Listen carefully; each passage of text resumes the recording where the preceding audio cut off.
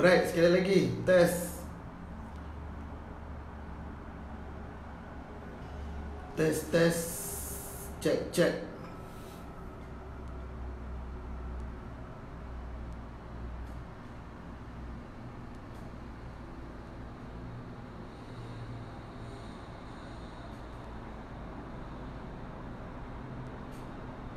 Okey tak? Tes.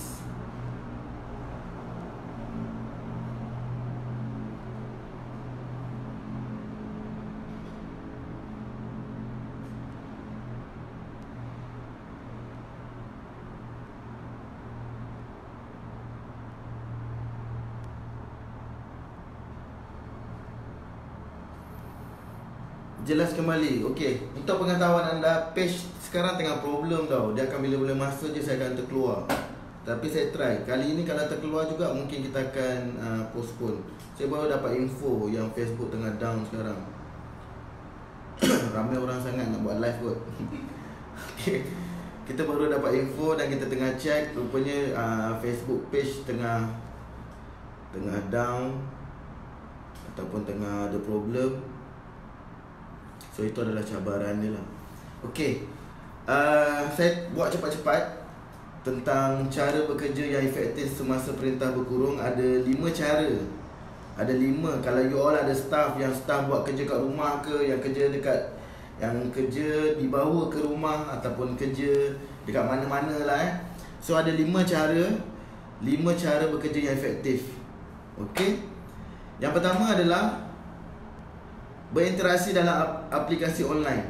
Anda kena sentiasa berinteraksi. Ada satu company, dia gunakan Zoom contohnya, gunakan satu platform secara online dan mereka kena update sentiasa, berinteraksi, gunakan video call. Ada yang call pakai WhatsApp daripada pukul 8 pagi sampai pukul 6 tu. Pukul 8 pagi sampai pukul 6 kena berinteraksi. Boleh gunakan Zoom, boleh gunakan webinar. Banyaklah platform online sekarang untuk orang tengah packaging kat rumah, dan you boleh nampak mereka bekerja. Alright, sekali lagi saya ingin bagi tahu anda. Yang Facebook page ada isu sekarang. Kalau saya terkeluar, kita akan buat masa lain lah. Tapi saya cuba buat cepat-cepat. Lepas tu pastikan anda ada internet yang kuat lah kalau anda nak berinteraksi secara online tu. Yang pertama adalah berinteraksi sentiasa dalam online. Buka Zoom pukul 8 pagi sampai pukul 5 petang contohnya, dan anda boleh berkomunikasi dengan mereka. Yang kedua adalah pastikan staf anda rancang jadual kerja sepanjang tempoh berkurung. Kena siapkan jadual, bagi tahu apa yang nak kena buat, apa yang tak kena buat, dan bagi checklist. Hari ni 6 benda yang dia kena siapkan. Apakah 6 benda tu? Sebelum start kena bagi tahu, habis je kerja kena update apa yang dah siap, apa yang belum siap. Itu adalah benda yang mereka kena buat. Keluarkan jadual. Jangan tak ada jadual. Kalau tak ada jadual, nanti mereka seronok kerja kat rumah tanpa dipantau. Alright. Nombor 3 adalah pastikan ada key leader atau manager yang pantau. Mesti ada orang yang tracking. Pastikan mereka di track supaya untuk kita pastikan lebih efektif. Sentiasa minta mereka update kerja yang patut dilakukan dalam masa yang ditetapkan. Selamat pagi. Topik kita hari ini adalah cara bekerja lebih efektif. 5 cara bekerja efektif kalau anda bekerja dekat rumah. Pasti ada key leader atau manager yang pantau. Okey, tracking. Nombor 4 adalah pastikan anda berada di ruang yang selesa walaupun berada di rumah. Pastikan ada ruang yang selesa. Saya gadaikan satu bilik. Saya keluarkan semua barang. Saya set up semua lampu ada. Depan saya ada 3 lampu untuk saya mudah live. Bergema sikit lah, sebab tu saya buka pintu.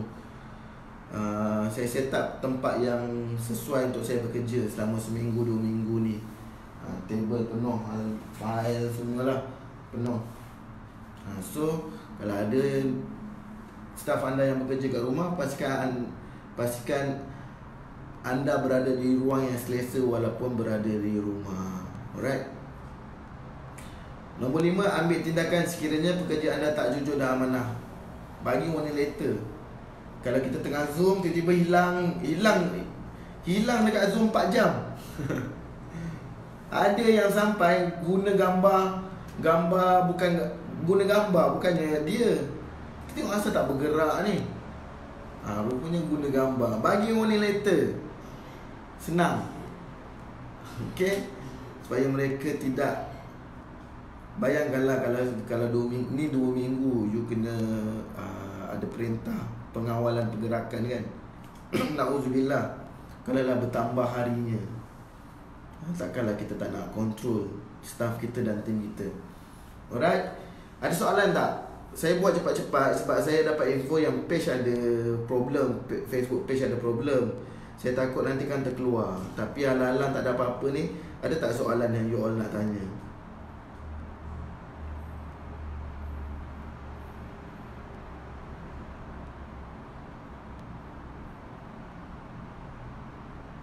Ada tak soalan? Ada. Ada juga macam tu ya, ada.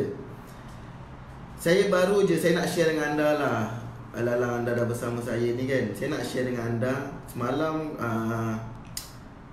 Kementerian Sumber Manusia baru keluarkan soalan-soalan lazim mengenai perintah kawalan pekerjaan.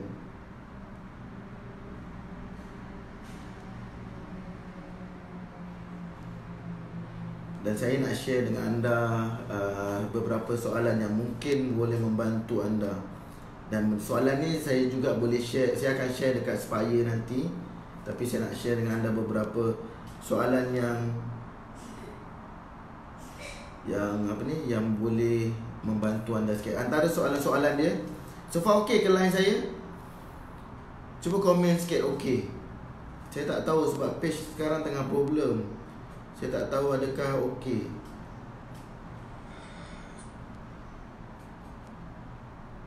Oh, tak okey lah.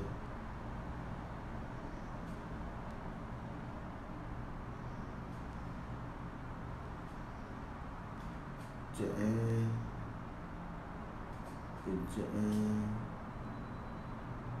adakah okey, saya risau. Okey. Alright. So antara soalan dia, ada banyak soalan kat sini, ada 12 soalan. Salah satu soalan dia, bolehkah majikan meminta pekerja untuk bekerja dari rumah?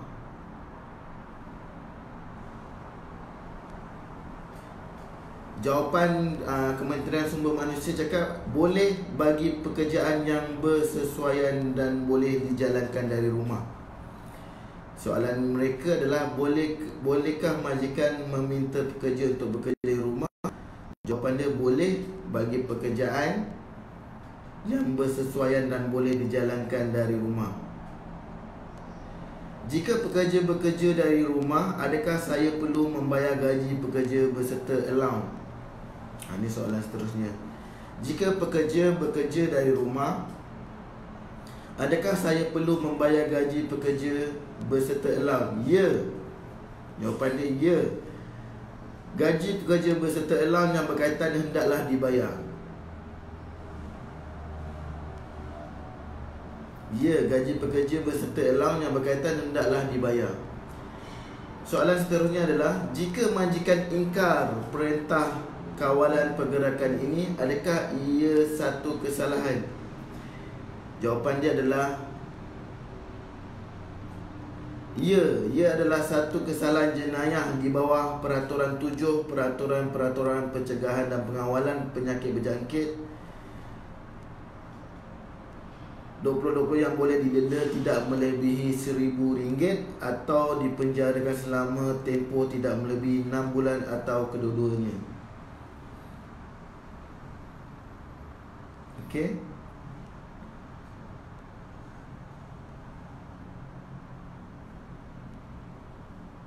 Saya tengok soalan lain.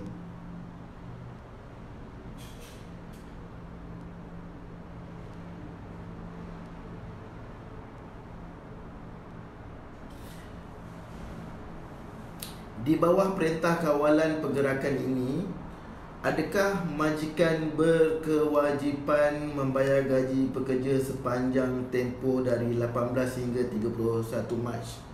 Ini adalah soalan daripada untuk Kementerian Sumber Manusia. Saya ulang balik soalan ni. Di bawah Perintah Kawalan Pergerakan ini, adakah majikan berkewajipan membayar gaji pekerja sepanjang tempoh dari 18 hingga 31 Mac? Jawapan dia adalah ya. Majikan wajib membayar gaji penuh.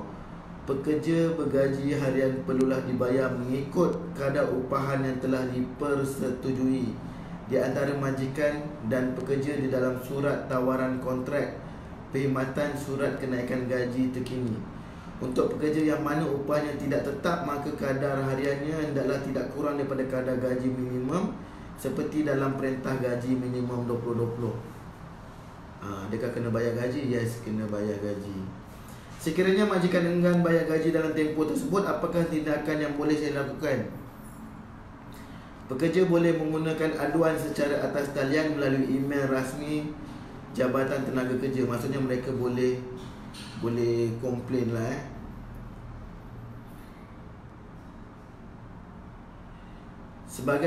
Saya sebagai majikan, adakah saya perlu membayar gaji pekerja sepanjang tempoh tersebut? Ya. Majikan wajib membayar upah sepanjang tempoh tersebut kerana kontrak perkhidmatan masih berterusan.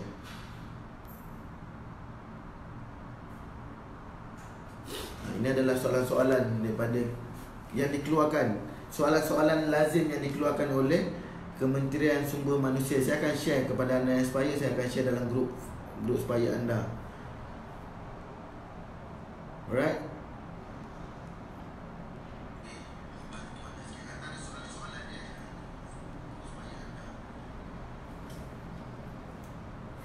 Okay.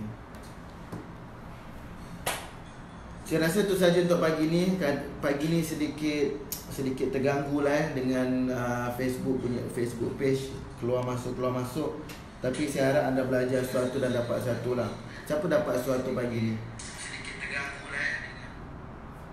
Siapa dapat sesuatu? Saya pun tak buat live dekat IG sebab sangat problem. Tak maaf sangat-sangat kepada anda semua. Tapi apa-apa pun terima kasih kepada anda yang menonton. Yang menonton pagi ni secara live. Saya just nak bagi tahu dengan anda, cari jalan, jangan duduk dekat satu tempat yang sama je. Cari jalan dan cari penyelesaian dan naikkan anda punya brand. Buat live, buat jadual, maksimumkan kerja-kerja staff. Semalam saya ada dapat call beberapa juga Aspire yang mereka cari jalan untuk buat satu benda yang luar biasa. Setiap masalah yang datang pasti ada peluang dia. Setiap perkara yang berlaku pasti ada hikmah dia. Tapi adakah dengan keadaan yang berlaku ni, adakah kita lebih nampak kepada cabaran dan masalah, ataupun kita lebih nampak kepada peluang yang lebih besar? Itu adalah benda yang anda kena buat.